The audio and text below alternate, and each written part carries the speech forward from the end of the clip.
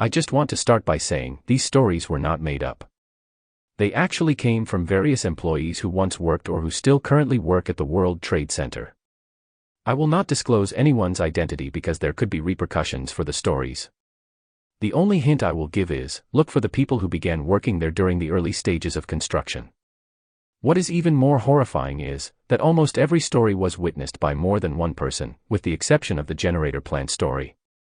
But even with that story, it was formally reported to the organization this employee worked for.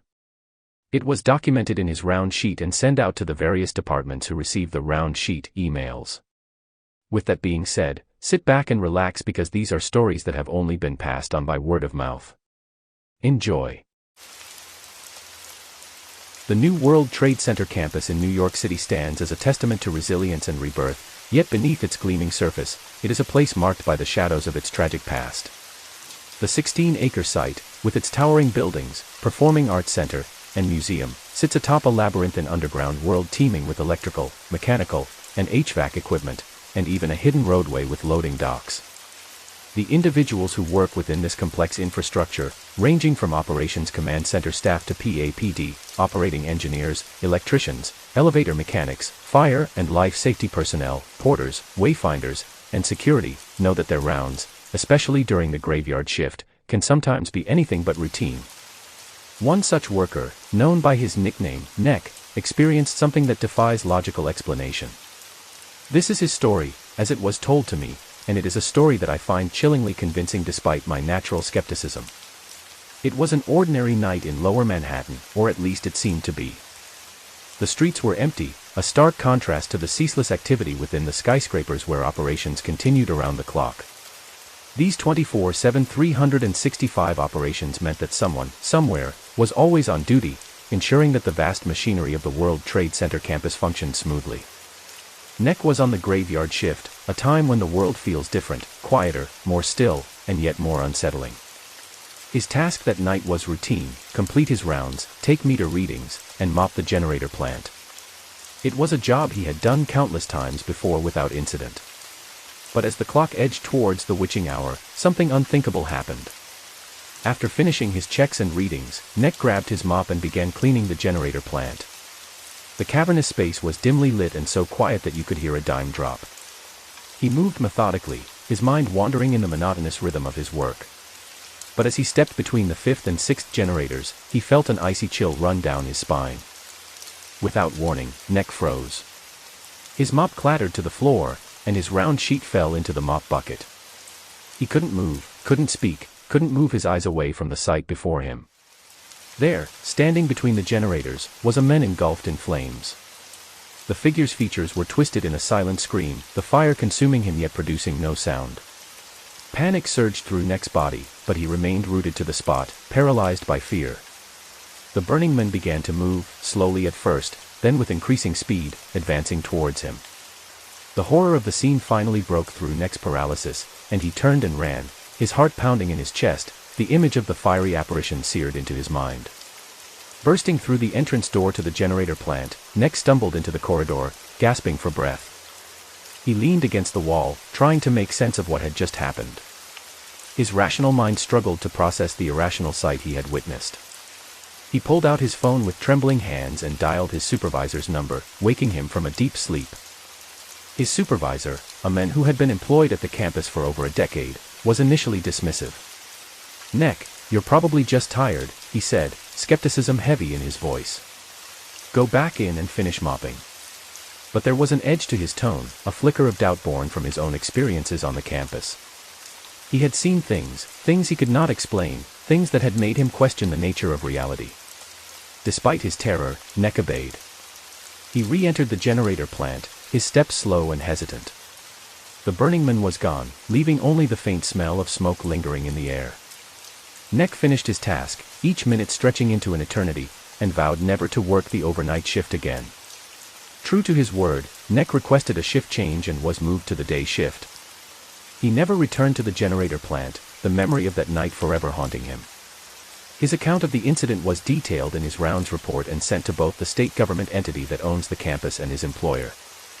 It was an extraordinary risk, there was nothing to be gained by reporting something so unbelievable, yet he did it anyway. I heard this story directly from Nick, and it has stayed with me ever since. I'm naturally skeptical, not prone to believing in the paranormal.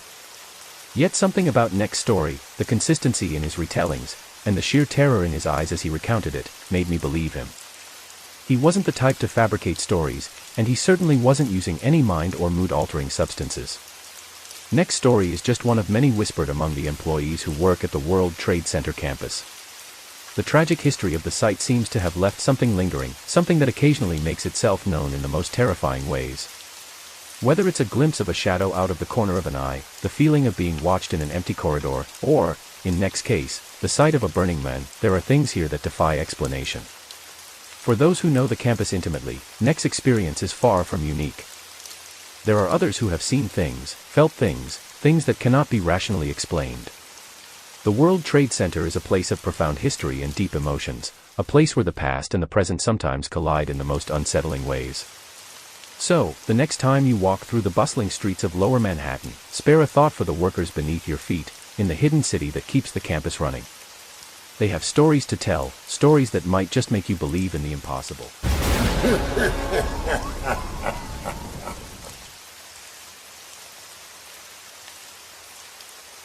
Rest in peace to everyone who lost their life on that fateful day on September 11, 2001. When people look at the new World Trade Center, they see buildings that didn't exist prior to 9/11. Examples include the 9/11 Museum, the Performing Arts Center, and the Oculus. This story takes place in 2015. Back then, there was a massive hole in the ground at the site where the old Twin Towers stood. It's been filled in with multiple underground levels now, but once upon a time, people worked around the clock in that hole. I won't mention which department I work in because I am still employed at the campus. However, years back, we were tasked with pumping all the puddles out of the construction site so the contractors could continue their work. One night, Mills, Mike, and I were tasked with retrieving fuel from a gas station in Midtown. We were working the 11 p.m. to 7 a.m. shift, all groggy from working overtime earlier that morning. We had a quick turnaround where we all went into the trailer to nap during the third shift. We did this instead of going home because we needed all the rest we could get on our short 8. We refer to the short 8 hours between shifts as a short 8. Around 3 a.m., we all piled into the 2-seater pickup truck that belongs to the organization that owns most of the campus. We made our way to the West Side Highway and started driving north. Mills, the driver and the one with glasses, said, "Hey, do you guys see that?" Mike and I told Mills to shut up and keep driving. 30 seconds later, "Holy shit," were the only words I could say. There was a young girl about 100 yards from us, walking in the middle of the street. There had been a story circulating of security guards seeing a girl or woman in a white dress around the construction site. This wasn't just hearsay, multiple people had seen this and even reported it. In another story, I'll explain how an encounter caused someone to quit their job. The area where this thing was seen ended up being closed off for 6 months, but that's another story for another day. What the hell is a young girl wearing a white dress doing walking in the northbound West Side Highway lane? I thought. She was in the northbound lane, walking south, straight towards the front of our truck. Mills slowed down as we approached. He asked me, "What the hell should we do?" "Keep driving," I responded. A very long 30 to 45 seconds later, this girl, whose face we couldn't really see because of her hair, walked to the front of our vehicle. We were stopped, so she stopped for a split second. It wasn't natural because, number one, this looked like a young girl, there's no one around, not even another vehicle. The girl began walking around the pickup truck, obviously walking along the passenger side, nearest to me. She didn't say anything, didn't look at us, just walked, making her way to the back of the pickup. Once she was around us, she continued to walk in the middle of the street. The three of us looked at each other and said, "WTF?" Instead of speaking to her or saying anything, we all froze up for some reason. It's like we became paralyzed and couldn't move our lips. Why the hell were we so scared of a young girl? It made no sense. But it also didn't make sense why a young girl with a white dress and no shoes would be walking in the middle of a multi-lane highway, in the middle of the night. However, as soon as I looked in the passenger side view mirror, she was gone. As crazy as this sounds, it actually happened, and I wasn't the only person who saw this. We had become the next set of employees to come in contact with this spirit, as some referred to it. People have said there is also a woman who walks around in a white dress who is looking for a child. But was this her child? Who knows? All I know is that I'm a religious man, so I believe in life after death and spirits. I said a few Hail Marys, and we were on our way. This was the first of a couple of paranormal experiences Mills and I had together. It's been burned into the back of my mind. Being that I still work at the campus, anytime I'm out and about at night, my mind goes to this phantom girl in the white dress. We parked the truck near the gas station, all of us still shaken by what we had just witnessed. The silence in the cab was thick with fear and confusion. Mills was the first to break it. Did we all see the same thing?" he stammered, his eyes wide behind his glasses. Mike nodded slowly. "Yeah, man. That was something else." I tried to keep my voice steady. "Okay, let's just get the fuel and get back. We'll talk about this later." We filled the gas canisters in near silence, each of us lost in our own thoughts. The city was eerily quiet at that hour, the usual hum of traffic and people replaced by an unsettling stillness. As we loaded the canisters into the truck, I couldn't shake the feeling that we were being watched. On the drive back, none of us spoke. Every shadow seemed to move, every distant sound seemed amplified. We reached the site, parked the truck, and got out to begin refueling the generators. The air was thick with the smell of fuel and the faint, ever-present scent of wet concrete. "Hey," Mike said suddenly, his voice trembling. "Do you hear that?" We all stopped, listening. At first, there was nothing but the usual sounds of the construction site, the hum of the few machines running, the distant clatter of tools across the site. But then, faintly, we heard it. A soft, mournful humming. It was coming from the direction of the pit nearest to the highway. "What the hell is that?" Mills whispered, his eyes darting around nervously. We followed the sound, our flashlights cutting through the darkness. As we neared the edge of the pit, the humming grew louder, more distinct. A constant deep hum. We peered over the edge, our lights illuminating the depths below. And there she was. The girl in the white dress, standing at the bottom of the pit at least 100 feet down, looking up at us. As soon as my flashlight beam made contact with her, I pointed it away. She literally made us jump because that was the last thing we'd expect to see. My first question was, how the hell did this girl get around the perimeter gate and down in the hole? Her hair glistened, almost looking wet, her dress now stained with dirt and grime from her surroundings. But it was her eyes that sent a chill down my spine. It was the only feature we could really make out since it was so dark and she was pretty deep in the pit. We initially thought it was someone messing with us when we previously encountered her on the highway, but now, she's done something that is irregular. Got past security, got over a locked fence and somehow ended up in the northwest side of the pit. She would have had to walk past security in order to walk down the ramp which would bring you to the base of the pit, as many remember from the old aerial photos of the site. The only way down into the area she was in was by falling, and if she fell, she most likely wouldn't be alive anymore. But those eyes, empty, soulless, and staring directly at us. "Yo. What are you doing down there?" I called out, my voice echoing in the cavernous space. She didn't respond. Instead, she began to hum again, the sound filling the air around us. I felt a cold breeze brush past me, and the hair on the back of my neck stood up. Mills grabbed my arm, his grip tight. "Let's get out of here," he said urgently. "Now." We backed away slowly, looking away from the girl. As we turned and ran back to the truck, it became silent. We jumped into the cab, Mills fumbling with the keys and stuttering. He had one mean stutter that got worse whenever he was nervous. The engine roared to life, and we sped away from that part of the site, not looking back. We didn't speak of that night again, not in detail. But every time I pass that part of the campus, I feel a chill, a reminder of the girl in the white dress and the eerie humming that haunts my memories.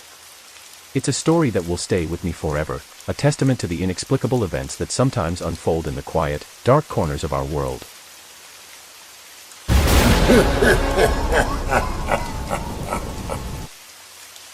Rest in peace to all the men, women, and children who lost their lives on 9/11/2001. Also, rest in peace to all those who have lost and continue to lose their lives due to 9/11 related illnesses. I first want to say that names were changed to protect the employee's identity.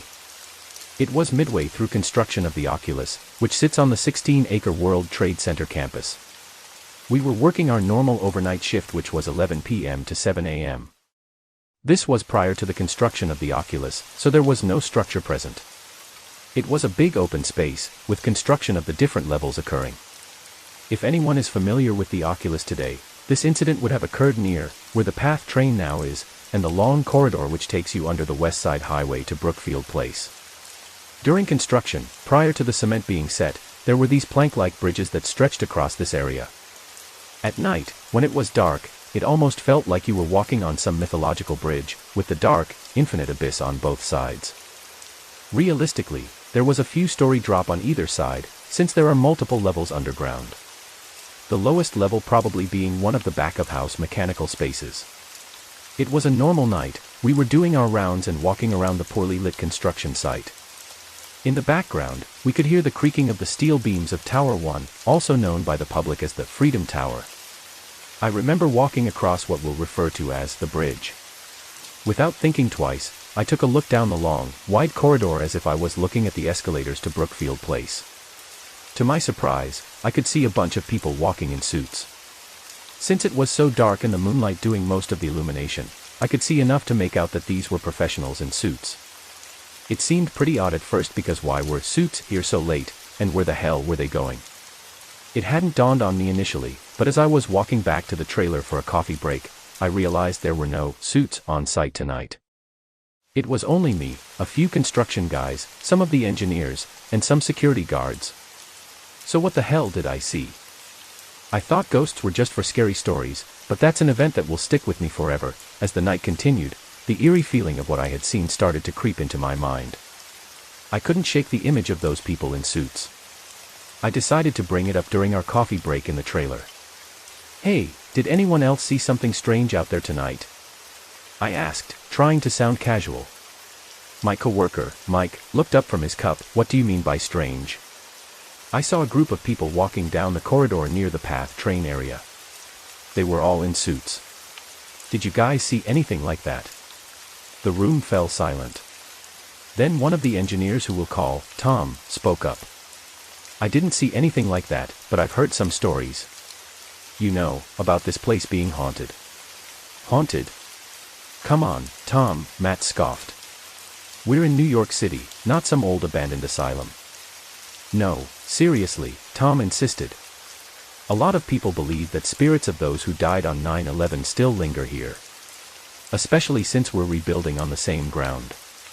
I felt a chill run down my spine. But why would they appear now? And to me? Tom shrugged. "Who knows? Maybe they're just trying to make their presence known, maybe they have some unfinished business, or maybe they just think you're handsome." "I don't know, bro, you're asking the wrong person." Later that night, I couldn't shake the feeling of being watched. Every creak and groan of the steel beams seemed amplified in the quiet of the construction site.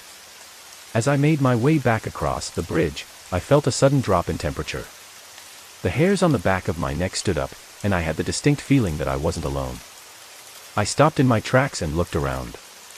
The darkness seemed to close in around me, and I could hear footsteps, like there was a group of people in dress shoes walking on a marble floor.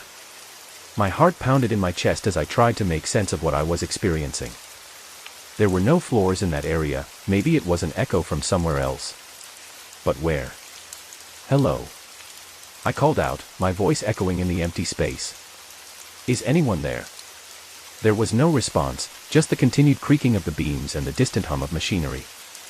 I took a deep breath and continued walking, with the sound of my footsteps echoing loudly in the silence. Suddenly, I saw a shadow move out of the corner of my eye. I spun around, but there was nothing there. My mind raced with thoughts of what Tom had said earlier. Could it really be the spirits of those who had perished here? I decided to call it a night and head back to the trailer.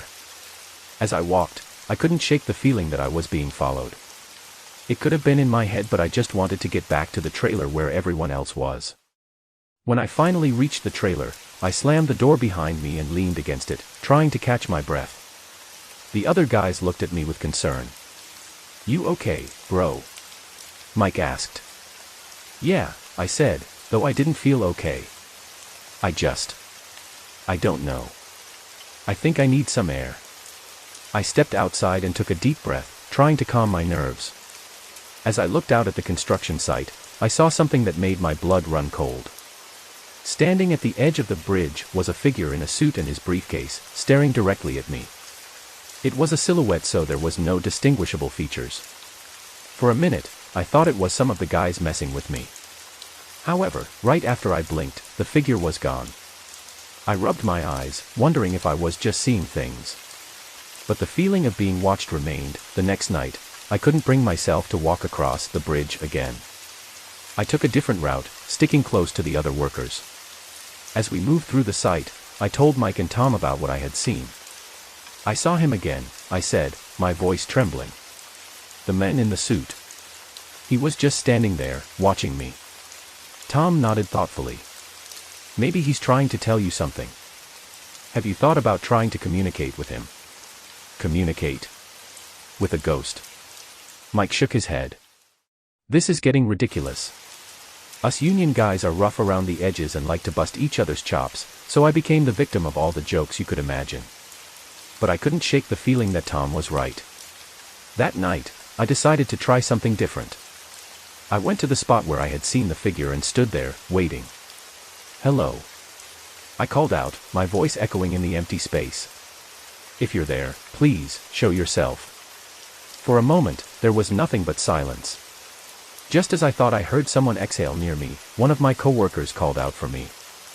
He was standing up on grade level and asked if I wanted to grab food. So that was my cue to get the hell out of here. The next day, I told Tom about what had happened. "I think they need our help," I said. "But I don't know what to do." The next night, as I walked across the bridge, I was literally about to piss my pants. The city seemed extra quiet tonight. I could hear the wind as it passed through the site. It was giving me horror movie vibes. I promised myself that this was the last time I'd ever cross that bridge at night alone, again. I tried to keep my eyes forward and just focus on walking across the fare zone, which we refer to as the area near the PATH trains. Once I got to the point where I can see down the corridor, I almost couldn't help myself from taking a look down the corridor. I instantly started cold sweating, hair on the back of my neck sticking straight up like it wanted to jump off my body, and to my surprise, there was no one there. I never saw the ghosts again after that, but I still think about them often.